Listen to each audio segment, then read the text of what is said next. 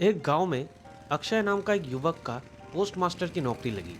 अक्षय अपना motor bike लेके नौकरी में ज्वाइन करने के लिए निकल गया।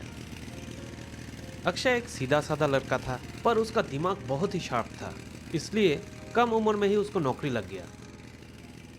कुछ देर बाद वो गांव के पोस्ट ऑफिस में आ पहुंचा।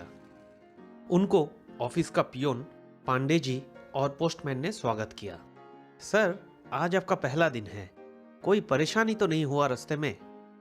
मुझे सर मत बुलाए पांडे जी, मुझे कोई कष्ट नहीं हुआ। चलिए काम शुरू करते हैं।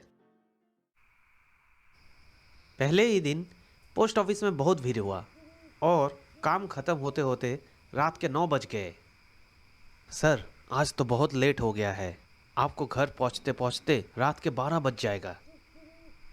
हाँ ठीक बोले पांडे जी, आप मेरे लिए काम कर सकते हैं। आप तो इसी गांव के हैं और सभी आपको पहचानते हैं। मेरे लिए एक घर ढूंढ दीजिए ना प्लीज़। हाँ अक्षय जी, कल तो सैटरडे है और हाफ डे भी है। कल ऑफिस के बाद आपको घर दिखाता हूँ। अगले दिन काम के बाद पांडे जी ने अक्षय को घर दिखाया। कुछ घर देखने के बाद अक्षय ने पांडे जी को बोला, अरे पांडे जी, सब घर तो बहुत महंगा है, मुझे आप सस्ता वाला घर दिखाइए। नया नया नौकरी है, मेरा इतना सैलरी नहीं है कि इतना महंगा घर अफोर्ड कर सकूं। पांडे जी बोला, एक पुराना बंगला है अक्षय जी, वो आपको 100 रुपए में मिल जाएगा, लेकिन बंगला भूतिया है। पांडे जी ने अक्षय को बोला कि घर में बहुत पहले एक अंग्रेज रहता था, जिसने फांसी लगा के उसी घर में खुदकुशी की है। तब से उसका साया वहां मंडराता है। पहले जिसने भी वो घर लिया 2 दिन से ज्यादा टिक नहीं पाया। अरे पांडे जी कोई बात नहीं, मुझे वो घर लेना है।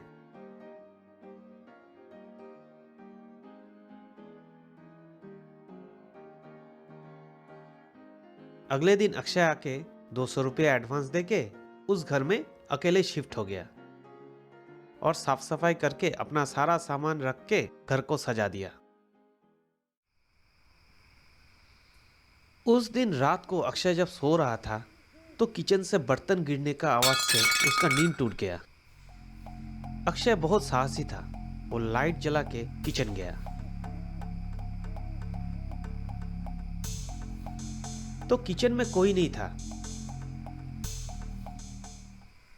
और बर्तन उठा के वो रख दिया और फिर अपने रूम पे आके पानी पी के सो गया।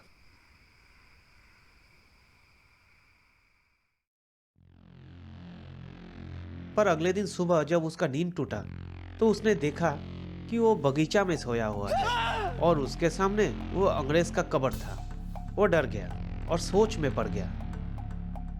फिर वो रेडी होके ऑफिस चला गया और पांडे जी को सब बात बोल दिया। पांडे जी ने बोला, अक्षय जी आप उस घर में मत जाइए, उस अंग्रेज का साया आपके पीछे पड़ गया है। इस बार तो आपको बगीचे में छोड़ दिया, अगली बार कुछ और कर दे तो क्या होगा। फिर भी अक्षय रिस्क लिया और ऑफिस के बाद वहां रहने के लिए चला गया।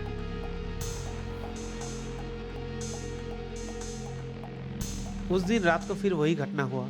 इस बार लिविंग रूम से कुछ सामान गिरने का आवाज आया तो अक्षय लाइट जला के फिर से गया तो देखा कुछ नहीं है। वापस आके पानी पी के फिर से सो गया। अक्षय बहुत साहसी और चालाक था और उसको पता था कि कोई भूत नहीं है, कोई इंसान ही ये शैतानी कर रहा है। गांव के लोगों को सीसीटीवी के बारे में कुछ पता नहीं था। उसने उसी दिन शहर जाके नाइट विजन वाला सीसीटीवी खरीद के लाया और घर के सभी कोनों में उसे इंस्टॉल कर दिया। रात को अक्षय बिरयानी पकाया और खा के सो गया।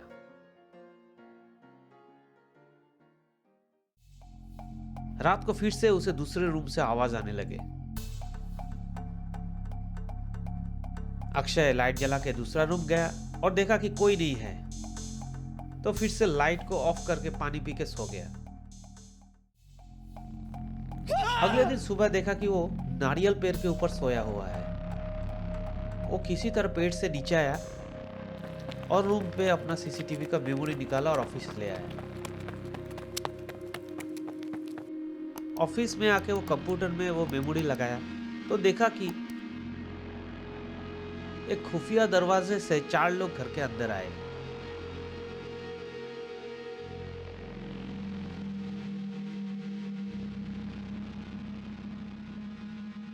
और अक्षय के बगल वाले रूम से आवाजें करने लगे।